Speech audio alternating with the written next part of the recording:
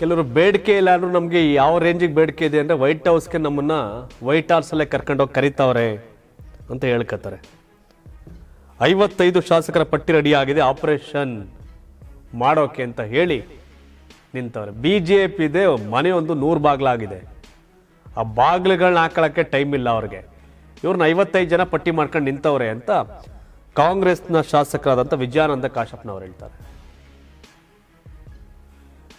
ಇವರು ನಾವು ಮಾರಾಟಕ್ಕೆ ನೀವು ತಗೊಳ್ಳಿ ಅಂತ ವಿಧಾನಸೌಧ ಮುಂದೆ ನಿಂತ್ಕೊಂಡ್ರು BJP ಅವ್ರಿಗೆ ಪರ್ಚೇಸ್ ಮಾಡೋಕ್ಕೆ ಕಾಸಿಲ್ಲ ಅಂತಂದ್ರೆ ಎಲ್ಲಿಟ್ಕೋತಾರೆ? ಅಲ್ಲೇ ನೂರಾರು ಸಮಸ್ಯೆ ಐತೆ BJPಲಿ.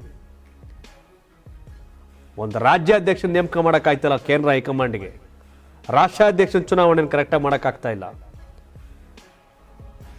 BJP ಮನೆ ಒಂದು 100 ಬಾಗ್ಲಾಗಿರೋ ಟೈಮಲ್ಲಿ ಕಾಂಗ್ರೆಸ್ ಅವರು 55 ಜನ ಕರ್ಕೊಂಡೋಗಿ ಅವ್ರೇನು ಮಾಡ್ತಾರೆ? ಆದರೂ ನಮಗೆ ಡಿಮ್ಯಾಂಡ್ ಇದೆ ಹೇಳ್ಕೊಳ್ಳುವಂಥ ಒಂದು ಗೀಮಿಕ್ ಇರುತ್ತಲ್ಲ, ಅದು ನಡೀತಾ ಇದೆ ಕಾಂಗ್ರೆಸ್ನಲ್ಲಿ ಕಾಣ್ತಿದೆ. ಹಿಂದೆ ಆಪರೇಷನ್ ಕಮಲ ಆದಾಗೆಲ್ಲ ಇತ್ತು. ಈಗ ಇಲ್ಲೇ BJPಯಲ್ಲೇ ವಿಜೇಂದ್ರಗೆ ಆಪರೇಷನ್ ಮಾಡಕ್ಕೆ ಒಂದಷ್ಟು ಜನ ಹೋಯ್ತವ್ರೆ. ವಿಜೇಂದ್ರ ಟೀಮ್ ಅವರು ವಿರೋಧಿ ಗುಂಪನ್ನ ಆಪರೇಷನ್ ಮಾಡಕ್ಕೆ ಹೋಯ್ತವ್ರೆ. ಅವ್ರು ಕಾಂಗ್ರೆಸ್ನ ಆಪರೇಷನ್ ಮಾಡುವಷ್ಟು ಪುರ್ಸೋತ್ ಅವ್ರಿಗಿಲ್ಲ BJP ಅವ್ರಿಗೆ. ಅದ್ರೇನೋ ನನ್ನೊಂದಿರಲಿ ಅಂತ ಕೆಲವರು ನಮ್ಮನ್ನು ಕರೀತಾವ್ರೆ 55 ಜನ ಅಂತಾರೆ. BJPಲೇ ಯಾರನ್ನ ಸೋಲ್ಸ್ಬೇಕು ಅಂತ ಪಟ್ಟಿ ಮಾಡ್ಕೊಂಡು ಕೂತವ್ರೆ. ಅವ್ರು ಬಂದು ಕಾಂಗ್ರೆಸ್ಸಿಂದ ನೀವು ಬನ್ನಿ ಕಮಾನ್ ಅಂತ ಕರೆಯೋಷ್ಟು ಪುರ್ಸತ್ತು ಅವ್ರಿಗಿಲ್ಲ. ಅವ್ರು ಕಿತ್ತಾಡೋಕ್ಕೆ ಟೈಮ್ ಇಲ್ಲ BJP ಅವ್ರಿಗೆ. ಆದ್ರೆ ಈ ಮಾತನ್ನ ಒಂದು ಪಾಯಿಂಟ್ ವಿಜಯಾನಂದ ಕಾಶಪ್ಪನವ್ರು ಹೇಳ್ತಾರೆ. 55 ಕಾಂಗ್ರೆಸ್ ಶಾಸಕರ ಪಟ್ಟಿಯನ್ನು BJP ಮಾಡಿದೆ. ನಮ್ಮ ಶಾಸಕರ ಬಳಿ BJP ಏಜೆಂಟರನ್ನ ಕಳಿಸಿದ್ದಾರೆ. ಆ BJP ಹೈಕಮಾಂಡ್ನ ಯೋಗ್ಯತೆಗೆ BJP ಸರಿ ಮಾಡಕ್ಕೆ ಏಜೆಂಟರ್ ಕಳ್ಸಕ್ಕಾಗಲಿಲ್ಲ. ವಿಜೇಂದ್ರ ಬಣ ಮತ್ತೊಂದು ಬಣ ಕಿತ್ತಾಡ್ತಾವ್ರಲ್ಲ, ಅದನ್ನ ಸರಿ ಮಾಡಕ್ಕೆ ಲೀಡರ್ ಕಳ್ಸಕ್ಕಾಗಿಲ್ಲ ಅವ್ರ ಕೈಲಿ, ಹೈಕಮಾಂಡ್ ಕೈಲಿ. ಆದ್ರೆ ಕಾಂಗ್ರೆಸ್ ಶಾಸಕರ ಖರೀದಿಗೆ ಏಜೆಂಟರ್ ಕಳಿಸಿದ್ದಾರೆ ಅಂತ ಹೇಳ್ತಾವ್ರೆ. BJPಗೆ ಬರಲಿಲ್ಲ ಅಂದ್ರೆ ED CBI ದಾಳಿ ಬೆದರಿಕೆ. ಈ ಬಗ್ಗೆ ಎಲ್ಲಾ ಕಾಂಗ್ರೆಸ್ ಶಾಸಕರಿಗೂ ಭಯ ಇದೆ. ಆ ಪಟ್ಟಿಯಲ್ಲಿ ನಾನು ಇರಬಹುದು ಎಂಬ ಕಾಶಪ್ಪನವರ್. ನಾನು ಯಾವುದೇ ಕಾರಣಕ್ಕೂ BJP ಬೆದರಿಕೆಗೆ ಬಗ್ಗಲ್ಲ. ಭರತ್ ರೆಡ್ಡಿ, ತುಕಾರಾಂ, ನಾಗೇಂದ್ರ ಮೇಲೂ ರೇಡ್ ಮಾಡಿದ್ದಾರೆ. ಇದೆಲ್ಲ ದ್ವೇಷ ರಾಜಕಾರಣ, ಕುತಂತ್ರ ರಾಜಕಾರಣ. ತಾಕತ್ತಿದ್ರೆ 2028ಕ್ಕೆ ಜನರ ಮಧ್ಯೆ ಬರಲಿ ಅಂತ BJPಗೆ ಶಾಸಕ ಕಾಶಪ್ಪನವರು ಸವಾಲ್ ಹಾಕಿದ್ದಾರೆ. ಹಿಂಗ್ ಸವಾಲ್ ಹಾಕಿ 18ರಲ್ಲಿ ಹೋಗ್ಬಿಟ್ಟಿದ್ರು ಅವರು.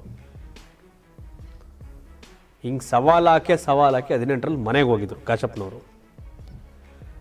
ಭರತ್ ರೆಡ್ಡಿ ಮೇಲೆ ರೇಡ್ ಆಗಿದ್ಯಾಕೆ, ತುಕಾರಾಂ ನಾಗೇಂದ್ರ ಮೇಲೆ ರೇಡ್ ಆಗಿದ್ಯಾಕೆ ಅಂತ ಇಡೀ ದೇಶಕ್ಕೆ ಗೊತ್ತು.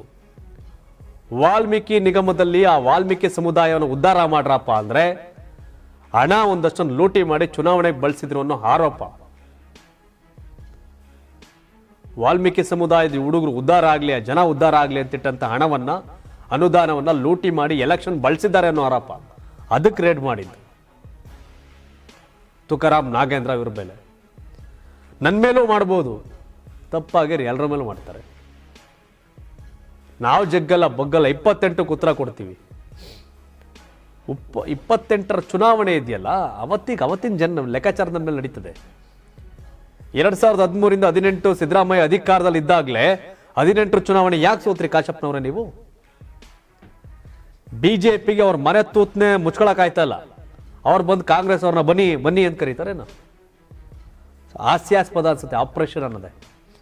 ಹಾಗಾಗಿ ಈ ಜನರಲ್ ಗಿಮಿಕ್ ಇರುತ್ತಲ್ಲ, ಆಪರೇಷನ್ ಕಮಲಕ್ಕೆ ಬಂದಿದ್ರು ಅಂತ, ಇದು ಆ ಟೈಪ್ ಡೈಲಾಗ್ ಅಂತ ಅನ್ಸಿದೆ ಅಷ್ಟೇ. ತಾವೇನು ಹೇಳ್ತೀರಿ? BJPಯ ಮನೆಯ ಸಮಸ್ಯೆಯನ್ನೇ ಪರಿಹಾರ ಮಾಡಿಕೊಳ್ಳಲಾಗದ ಹೈಕಮಾಂಡ್ ಅವರು ಕಾಂಗ್ರೆಸ್ನವ್ರನ್ನ ಆಪರೇಷನ್ ಮಾಡ್ತಾರಾ? ಈ ಆಪರೇಷನ್ ಗಿಮಿಕ್ ಬಗ್ಗೆ ತಾವೇನು ಹೇಳ್ತೀರಿ?